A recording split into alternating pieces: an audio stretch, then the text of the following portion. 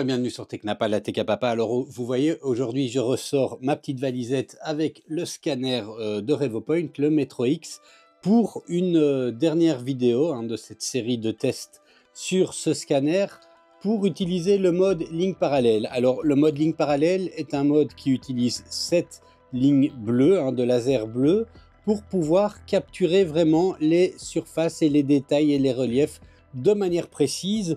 Alors, c'est ce qu'on va regarder dans cette vidéo.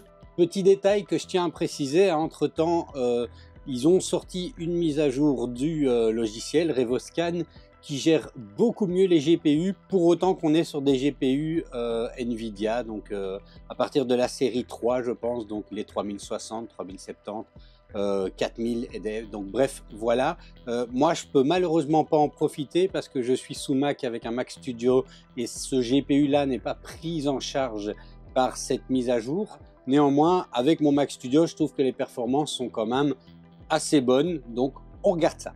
Bon, alors je vais commencer par essayer de scanner cette boîte là. Avec le mode ligne parallèle, il faut des marqueurs, et si je mets ce genre de marqueur dessus, ça va être compliqué au scan pour pouvoir après les retirer.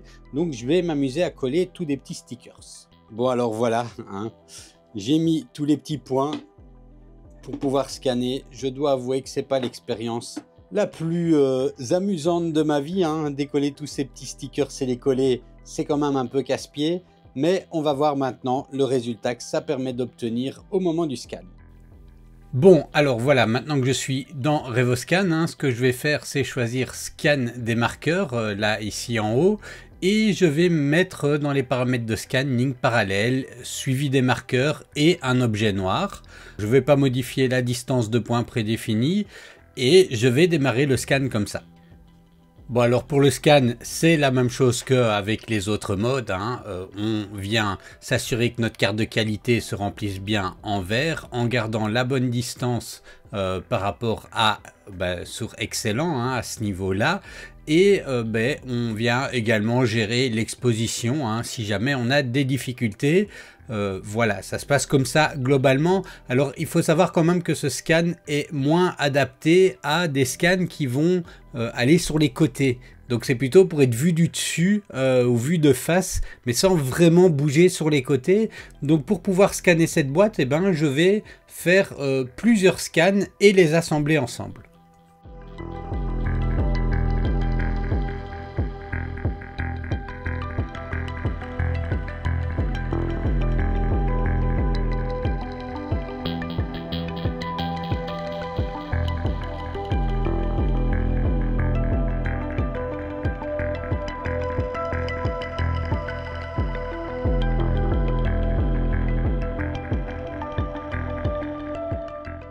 Bon, alors maintenant que j'ai toutes mes parties, vous voyez ici j'ai 5 parties que je vais assembler ensemble. Alors pour ça c'est pas dur, je vais déjà commencer par faire l'effusion des nuages de points et nettoyer les pièces. On ne fait pas le maillage à ce niveau-ci.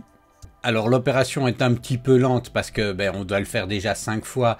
Et puis moi ici j'ai pas l'accélération GPU, donc ça va beaucoup mieux et beaucoup plus facilement si vous avez une carte graphique Nvidia 3 quelque chose. Mais donc voilà, ça a pris à peu près 1 minute pour faire le traitement des points sur ça et par modèle. Alors une fois qu'on a fait la fusion du nuage de points, on vient retirer les parties qu'on n'a pas besoin, vous voyez ici. Alors vous inquiétez pas pour les trous sur le modèle, ça on verra, on traitera ça après. Mais donc je viens choisir avec les outils de sélection qui convient à ma pièce et je clique sur la petite poubelle pour venir effacer. Alors je viens recommencer l'opération pour mes 5 parties. Attention toutefois qu'on peut, en tout cas pour la fusion des nuages de points, évidemment pas pour le nettoyage de la pièce, passer par l'option traitement par l'eau, histoire d'y aller un peu plus vite. Et là encore on fait le nettoyage, donc je ne vais pas le montrer pour toutes les pièces, vous avez compris le principe. Alors une fois qu'on a toutes nos pièces qui sont faites, on vient cliquer sur le bouton fusionner et là on a deux choix, donc soit automatique soit manuel. Je vais essayer automatique, donc je sélectionne mes 5 parties, je clique sur caractéristiques et je lui demande de faire une prévisualisation de l'alignement. Alors, il a presque réussi à avoir quelque chose, hein, comme vous le voyez, sauf que il a superposé le bas et le haut, et donc c'est pas très utile pour moi, donc je vais recommencer avec un alignement manuel. Bon, je vous remonte vite fait le principe, mais vous verrez ça plus en détail si vous retournez voir la première vidéo sur ce scanner. Mais donc, l'idée, c'est de venir aligner des points, dire voilà, le point 1 correspond, qui est au-dessus, correspond au point 1 qui est en dessous. Pour le point 2, je cherche et j'essaye de cliquer sur un endroit là qui correspondrait au point 2. Et pour être précis, il faut trouver un troisième point, parce que vous voyez ici sur l'écran de droite, c'est un peu skive, hein, c'est pas mis comme il faut. Donc on cherche un troisième point qui permettra comme ça d'aligner les choses. Donc si je mets un point là et son équivalent à ce niveau-ci, comme vous voyez, il s'aligne automatiquement. Donc là, je peux cliquer sur générer un modèle. Et il va générer un premier nuage de points qui est fusionné, et je vais pouvoir de manière successive venir maintenant prendre une autre partie que j'ai scannée que je vais associer à ce nuage de points fusionné.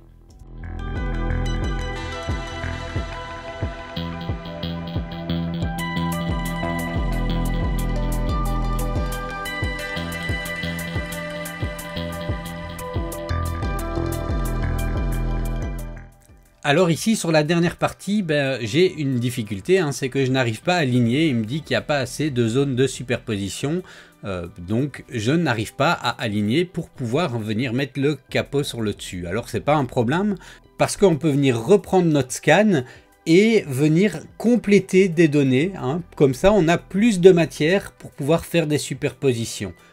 Alors pour ça, je reviens à ma liste des objets et je clique sur continuer à scanner. Et le scanner va se remettre en route et je vais pouvoir simplement reprendre quelques points. J'ai pas besoin ici d'en prendre vraiment beaucoup, puisque l'idée c'est simplement d'avoir un petit peu de matière pour pouvoir faire le chevauchement.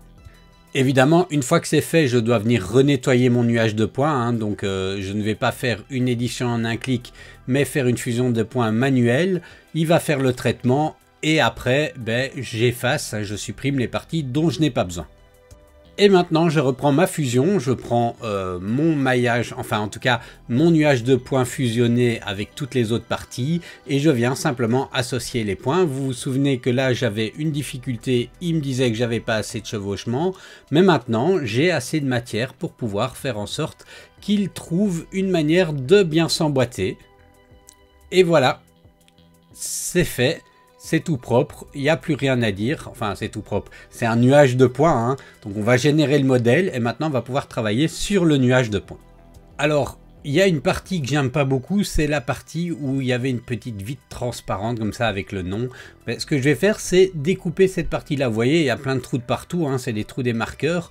On va boucher ces trous après, mais je vais venir déjà retirer cette partie-là, comme ça après on aura une surface lisse à ce niveau-là, hein. Pour le scan de ma boîte, c'est bien comme ceci. Donc je viens sélectionner avec l'outil de sélection et puis je viens supprimer. Et après, il y a des petites parties volantes. Et là, je clique sur isolation, hein, au niveau des nuages de points, hein, et ça me permet de supprimer les parties qui sont isolées du maillage principal. Au passage, tant que je suis là, je clique sur détection des chevauchements, hein, puisque je rappelle qu'à ce niveau-ci, on n'a toujours pas généré le maillage, c'est simplement les nuages de points qu'on prépare pour qu'ils s'associent ensemble après pour générer le maillage.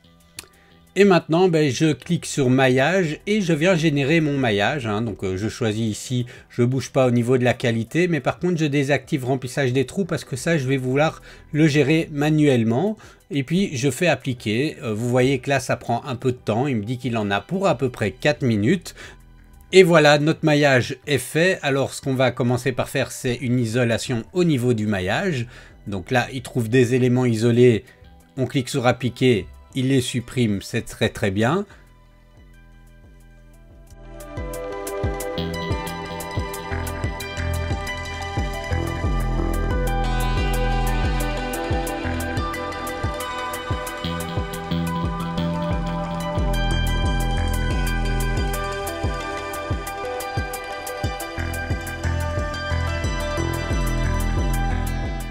Et maintenant, on va s'occuper du remplissage des trous pour supprimer tous ces trous de marqueur et le trou de la petite plaque que j'ai supprimé. Donc on clique sur remplissage des trous et je lui demande de venir détecter les trous sur les plans. Alors il y a des différences entre des trous sur les plans et des trous sur les courbes. Ici, on va d'abord s'occuper de tous les trous sur les plans. Alors à ce niveau-là, moi je préfère cliquer manuellement. Pour éviter, pour bien les sélectionner.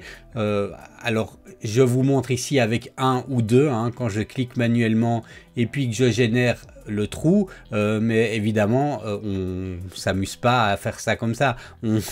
On clique sur, on clique sur tous les trous d'un coup et après on génère, mais ici c'était pour l'exemple.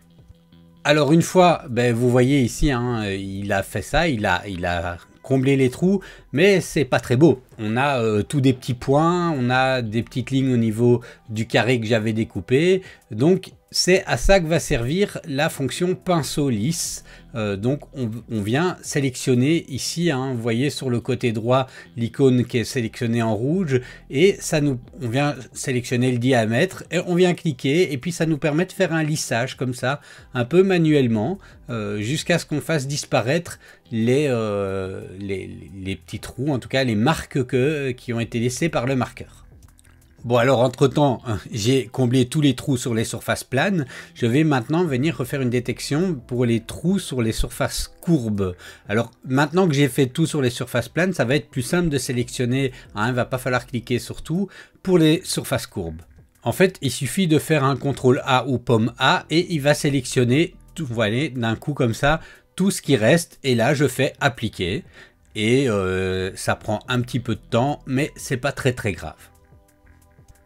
Et voilà, la boîte maintenant, il n'y a plus de trous, mais c'est pas très beau avec tous les petits points qui restent. Donc vous voyez, je vais maintenant m'amuser à faire le lissage pour venir supprimer ces marquages qui restent sur la boîte. Donc c'est un petit travail quand même d'un peu de longue haleine, je vais dire, mais ça permet quand même d'avoir du coup un résultat plutôt bien au niveau de notre scan.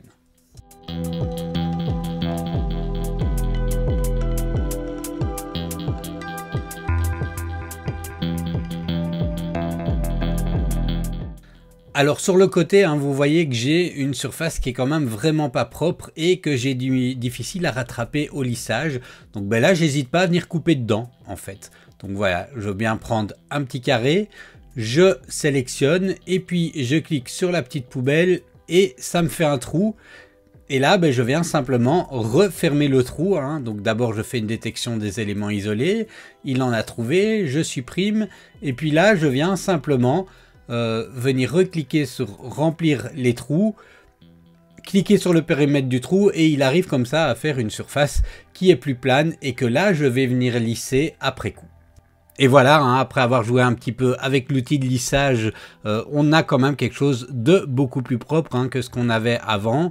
Donc là je peux encore lisser un petit peu, mais vous voyez que en prenant le temps et en réglant les choses comme ça, on peut avoir quelque chose de très propre avec ce mode de scan. Voilà, dites-moi dans les commentaires ce que vous avez pensé de cette vidéo et je vous dis à la prochaine.